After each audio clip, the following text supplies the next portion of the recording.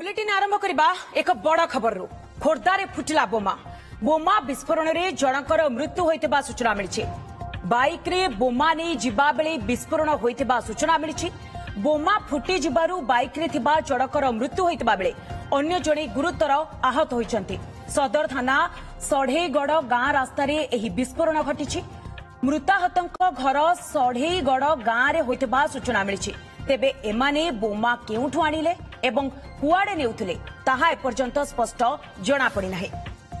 तेबे संपर्क में अधिक अपडेट दबा पई आम सहित फोन लाइन रे जोड़ी छंती आम सीनियर रिपोर्टर बलराम लेंका। बलराम, प्रकृत रे जो जहारंकर वर्तमान मृत्यु घटिछि से व्यक्ति जनक जदियो तांको गां नाम जना पड़िछि से व्यक्तिंकर परिचय कोन जे आहत होचंती तांको स्वास्थ्य अवस्था केमति रहिछि एवं एमाने बोमा केउठु आनिले एवं कुआडे नेउथिले। देखो सदर थानार जो रही सढ़ेगड़ गां काली विलंबित राति प्राय 2 ରୁ 3ଟା राति गोटे बाइक रे बोमा नहीं जाऊर अभियोग बर्तमान होती बोमा नहीं जाऊले असावधानता बसतः बाइक टी से रास्ता जेहेतु से खाल ढीप रास्ता थिला बाइक से खसी पड़ा से बाइक रे जेहेतु बोमा थिला से बोमा से स्थल रे ही विस्फोरण होती। विस्फोरण में जनकर मृत्यु होती। मृतक ना हूँ निराकार सिंह एवं अन्य जन गुरुतर होते ना हूँ लुलु सेनापति। ये उभय को काली राति 108 आंबुलांस जोगे अणा जाइथिला खोर्धा मेडिकल रे डाक्तर निराकार को मृत्यु घोषणा करथिले एवं लुलु सेनापति जी पूरा गुरुतर अच्छे एम्स को स्थानांतर कराइथिला।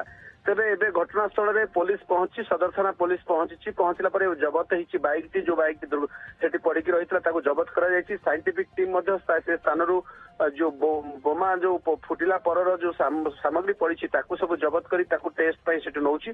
पुलिस मध्य आमे आईएससी को सहित कथा होतलो। आईएससी कहउछन्ती जे जेहेतु ए घटना काली विलंबित राति रे हेछि एवं आमे खबर पाइलु सकाळे खबर पाइलु एवं ए दिगरे आमे तदंत करूछु जे को जगह रे बोमा भिड़ा होतला एवं से माने केउ आडे नेकी जाउथिले तांगर उद्देश्य कोन थिला।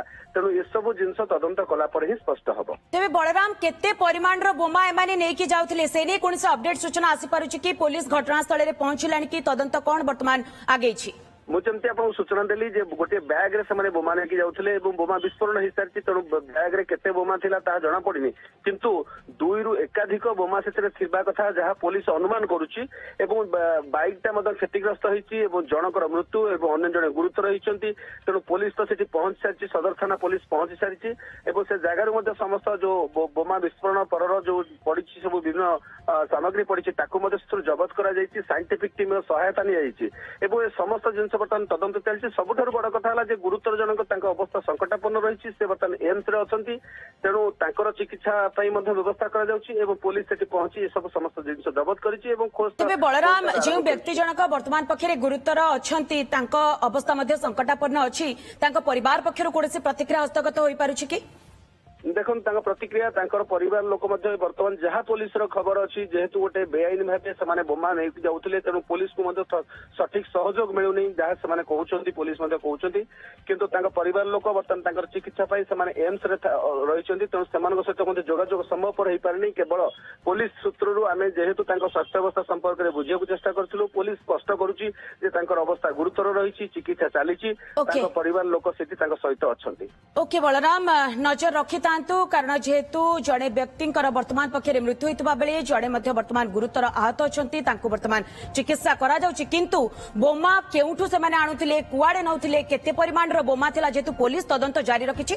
घटना पर नजर रखंतु। बहुत बहुत धन्यवाद बलराम आपनकर तमाम सूचना पाए।